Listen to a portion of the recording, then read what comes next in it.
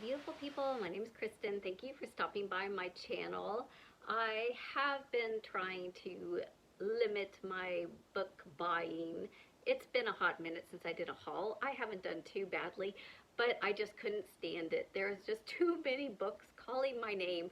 So I have several books that I purchased, some new, some used, and I'm going to share them with you, and they will get added to my ever-growing TBR, which I will do a video of shortly of all of those books so I can start to get a handle of them and ask you which one should go on my TBR for next year. I'm already starting to think about that.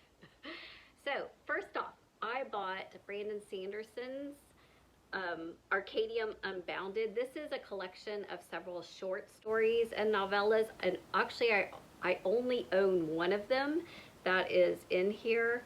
The one that I just read, Edge Dancer, I believe is in here. Yes, so The Emperor's Soul, The Hope of Elantris, The Selfish System. Oh gosh, 1, 2, 3, 4, 5, 6, 7, 8, 9, 10. There's like 10. I didn't realize there were so many. There's 10 different short stories and novellas in this one book. So it's a deal. I mean, it was like $10.99, and then you get all those books. That's a deal. Speaking of deals, you know I collect the Penguin cloth-bound classics, and there's one book that when I would look at it, like even Amazon or, you know, eBay collectors, it would go for $75, sometimes $100. And it was this one, Henry James, The Portrait of a Lady. And then all of a sudden on Amazon, I was looking for something totally unrelated, but this is in my wish list, like just coming up, and it came up as $19.95. And I didn't care if it was a mistake or not. I was like, I'm going to try to get it. So here it is. It's a beautiful, beautiful copy. I get to add that to my collection and sometime read it. I also know for the next Jane Austen July, I am going to read one of the ones that I have not read, which is this one, Northanger Abbey. I haven't read it. It's not super long either, but I think I'm going to save this for my Jane Austen July next July and just enjoy that on my shelf. Also cloth-bound classics. And I went ahead and picked up this one, the Aeneid by Virgil. I'm not sure if I'm going to read this as my ancient read or Plato's Republic. I'm thinking if I have time, like I don't have any other chunker books, I'm going to attempt to read Republic. But this one, I also kind of want to read sometime. Then I went to Barnes and Noble and also picked up this beautiful copy of Parable of the Sower, Octavia Butler.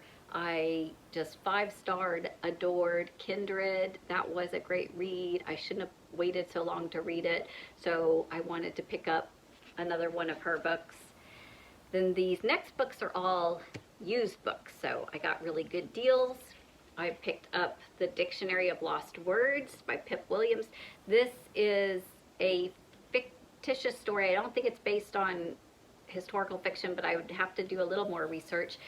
That there are certain words that men were putting together a dictionary, and a daughter notices that words that they are omitting from the official dictionary have to do with women or the underprivileged or some of the maybe traditional slave type of words. They're trying to minimize those things. So this is that story and account and what happens to trying to save and put those out there. I also got a personal Odessey of Thomas Sewell. So he is one of my kind of favorite authors, and he writes economic books. I own his economic textbook, Basic Economics, and I will read it just for fun. I love how he writes. He was a columnist in Forbes magazine for quite some time. I would follow a lot of his writings. I just find that what he writes is very, very understandable and often even a little witty, and just helps me get a better understanding of the way things should run.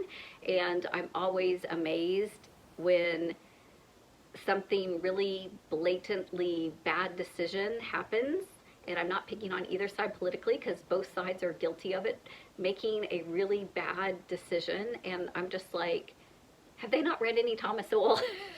It doesn't work like that. You know, everything comes from someplace. Everything ends up in balance. Everything is part of a system, if you will. And so, you know, you can't cheat a system. There are certain laws of the universe, so to speak, that always work. So anyway, I wanted to read about his personal life. Then I got for funsies to read in the month of December a cozy mystery. This is Joanne Fluke, The Christmas Cupcake Murder. So there was a bakery. I think this even has recipes in it, y'all, although I'm a terrible baker. So it's a bakery, and they discover a man who's kind of frozen and disoriented in the doorway next door to their business, and so they're trying to, you know, prevent a murder from happening. So, sounds fun. I also picked up Charles Martin's The Mountain Between Us.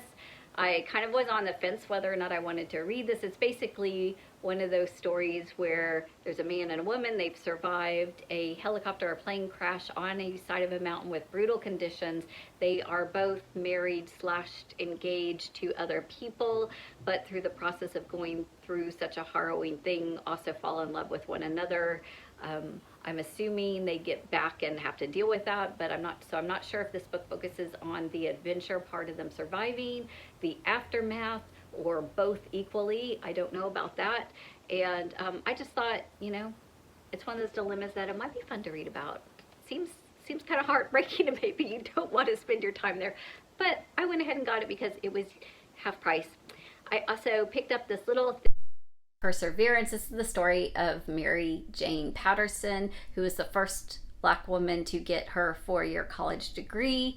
I first heard about her story during Black History Month this past year and just thought, gosh, I would like to know a little bit more about her, but I couldn't find many books that were about her, like adult books. She was maybe mentioned, but if you know a adult book that actually goes into the history or story of her life, leave me a comment below. But I did find this little children's book, and I thought that was brilliant, because let's encourage kids to strive to be their best. And not everybody has to go to a 4-year degree college necessarily, but just striving to be your best and not to let anybody else tell you that you can't do something based on something silly like the color of your skin or, you know, what sex you are. So there you have it, my little haul. I need to revisit a couple hauls and see how I've been doing on hauls. I think I'm also fairly good that within a year's time, I at least read half of them.